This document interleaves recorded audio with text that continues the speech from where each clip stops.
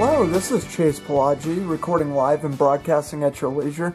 Thank you for tuning into my channel, and today we are going to take a quick look at a Swedish-made saw by Bahco, and this is the Laplander saw. I'll say from the start, it is a very high-value saw. It does have some in the way of competition, and we will get to that as well. But I guess let's go ahead and get started with, how it worked. How did it cut? And to be honest, it cut very well.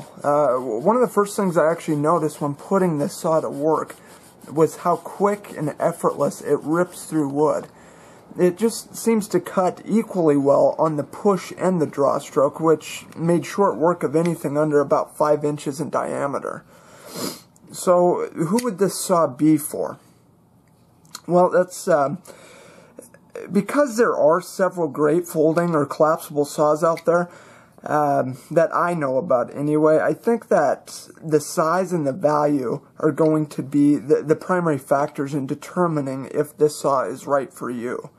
That being said, this is an excellent and cost-effective option for, anyone, I guess. Hikers, campers, bushcrafters, I'd even say landscapers. But speaking of its size, the Laplander has a blade length of 7 inches, which enables you to comfortably cut wood between, I'd say 4 and 5 comfortably. 4 and 5 inches in diameter, like I was saying before. But the closed length of this is a total of 9 inches, and that just kind of adds to its compact yet capable design that allows the user to store it just about anywhere, to include a small pack or even a large pocket. This is a very lightweight saw, though, at about, I think it's like 6.7 ounces, very lightweight. Actually, to be honest, initially I got the feeling that it may have been, just a little bit underbuilt. That's until I, took it out for myself and actually put it to work. But as far as ergonomics is concerned, one of the first things I noticed, aside from it being lightweight, was the mild grip that the Santoprene handle provided. Okay? Although it's subtle, it felt like a mildly grippy rubber. Okay, it's almost like, I don't know how to describe it exactly, almost like rubber and plastic combination. Okay, so it does give you a little bit of grip. But I did get it wet just to see how it would grip, and it actually did okay. Now, as far as the lock is concerned, it's, I would say it's well placed, and it locks in the extended position, so it's not going anywhere. All you do is depress this button here to release it. Now, as you can see, naturally it was designed for a right-hand user. However, it does work fine for a left-handed user as well. You just use your index finger there, so no big deal. Alright, but what is nice is it seems to cut, I was saying this before, but it seems to cut equally well whether you're pushing or pulling the saw, which can ultimately be attributed to the shape and design of the teeth, as well as the XT7 toothing, which I believe is just a designation for the particular heat treatment that results in harder teeth and will stay sharp longer. Now, it has 7 teeth per inch. Okay, maybe we can get a close-up of the teeth there. It's kind of hard to see. Okay. Just so you can see there, I just wanted to give you a close-up. But anyway, like I was saying, they'll stay sharper longer. Okay, so it's harder than some of the options out there. Now, as far as replacement blades are concerned, you can get them. They are available. I think they're designated the 396 blade if you wanted to. However, they're about $15, which may or may not be worth your trouble, considering you can order a brand new saw on Amazon for $19.99. So that is entirely up to you, but I did want to let you know that the replacement blades are available for it. Now, the quality was apparent after my first use, like I was saying, and honestly, it was surprising considering the price point.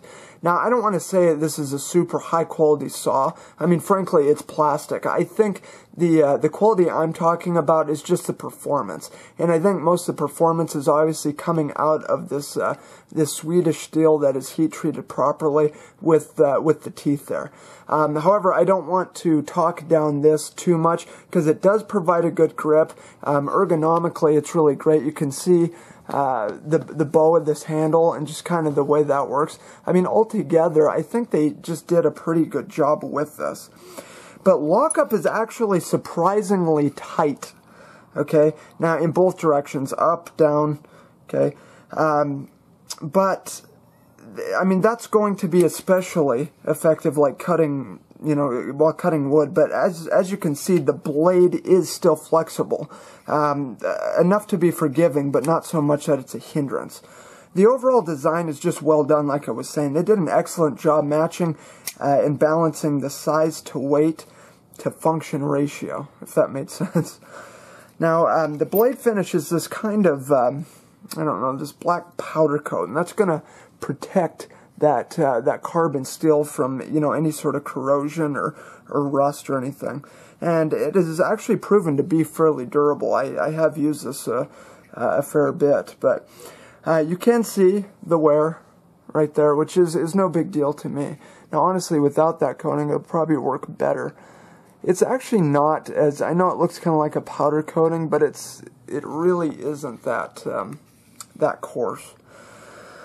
Now, as far as competition is concerned, it does have some competition and some really good ones.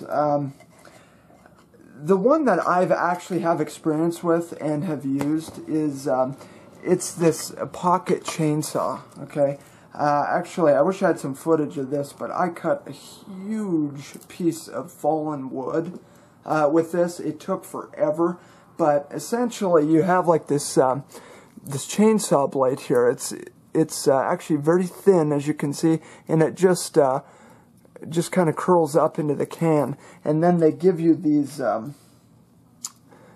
handles that you can hook onto the ends of them, and then you just pull, you know, back and forth. Now, this is much more effective as far as I wouldn't say weight savings, but definitely for space like in a pack or something. And you have the capability of doing a much larger log. So, I mean, although these kind of things are made available to you, I can definitely see the Laplander saw. Because like I was saying, it's very lightweight, it's easy to use. You can put it just about anywhere. And if you pair it with something like, I don't know, an SE6 or any number of other blades, there's not a whole lot that you're not going to be able to accomplish out there. So, I mean, just some final thoughts here. It's just a great option for a high-value saw, as long as that 7-inch blade is long enough for the kind of tasks that you'll be involved with. It is versatile, as it will cut equally well through like green or dry wood, plastic, bone, or, you know, any other various materials. But between this, like I was saying, and something like you know, a good field knife, there's not a whole lot you can't do. But anyway, that is just a quick look at the Bahco Laplander saw. You guys, it is an awesome saw, and honestly, you just won't believe how it cuts until you get one in hand. So for $20, for me, honestly, it's a no-brainer. It's fantastic. If you're looking for something like this, I'd say just go pick one up. You know, you just can't get banged up too bad with that price point. But anyway, again, thank you for tuning into my channel. If you guys enjoyed the video, please feel free to like, subscribe, share, favorite, all that good stuff. I would certainly appreciate that. But anyway, until next time, this is Palagi, signing off.